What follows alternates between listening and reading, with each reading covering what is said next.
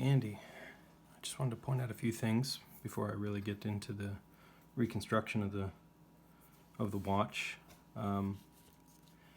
It's just come out of the cleaner, so here are a couple of the components, and these are two of the special ones because this is where some of your extra work has gone.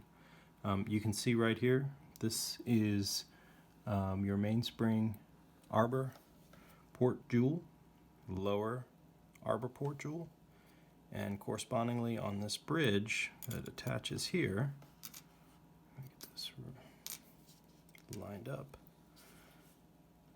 this is your upper mainspring arbor jewel. There we go, and you can see it up here. Remember, we had that really worn upper bushing that is now in a bag that's going to come back to you with all your other parts. And these components make your watch what it's supposed to be. From the factory, they didn't do this, and it was a mistake in some sense because it meant that the lifetime of the watch was limited. But now, with these components, it's doing great. Okay. Okay.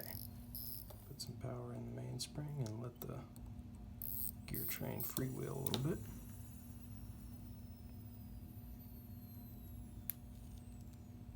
Looks really good.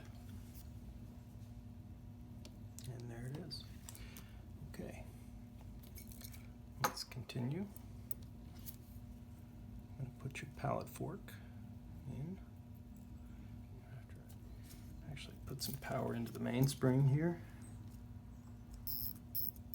And the pallet fork holds that in place. So we'll get that in. Now we need to lubricate your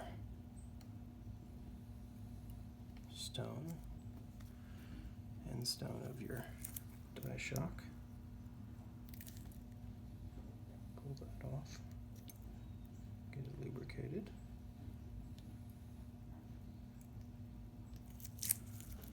Let me try and pull that off of there.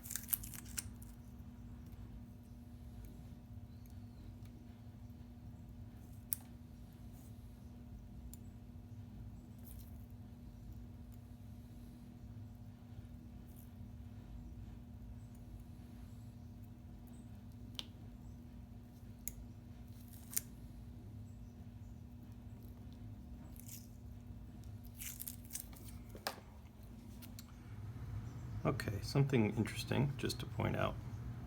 You probably can't see this, and it's really a challenge to see it, but I'm going to tell you that I have to replace this end stone in your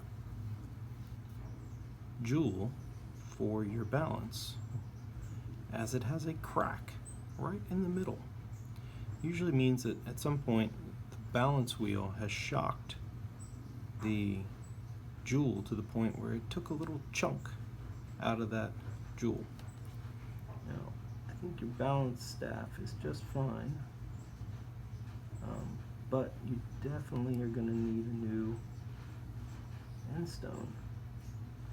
I'll put this one in your container for you. It's interesting. You don't see that very often.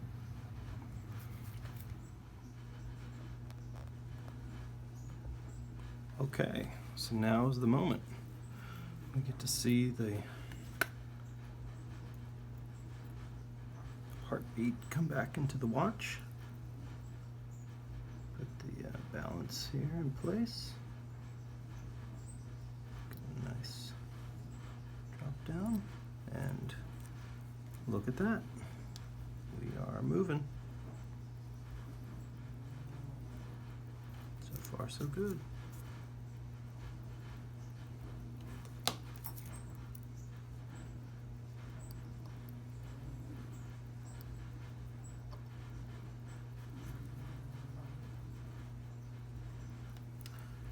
Okay.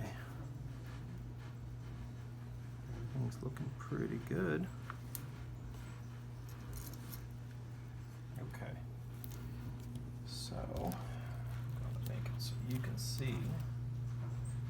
effects of what I do when I adjust the watch. So you got a little bit of beat error, gaining some time, but overall looking good.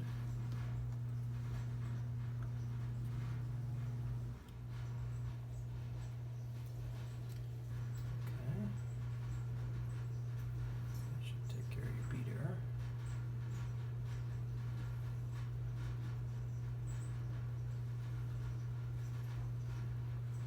Let's try and get the timing.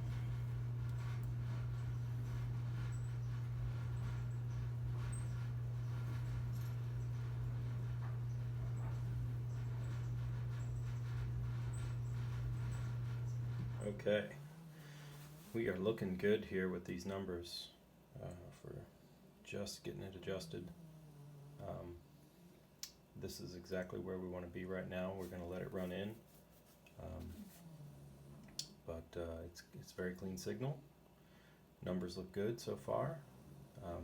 It's going to move all the lubricant around as it needs and get itself in its happy spot, and we'll check it in the morning. Okay, Andy, it's the next day. Let your movement run in overnight, and I think we are in good shape. We've got excellent amplitude, 240s to 250s. That signal is as clean as you can get it. No beat error. That is incredible in terms of numbers. So I think we're doing really great. We're going to move forward and keep going, approaching 260. Fantastic.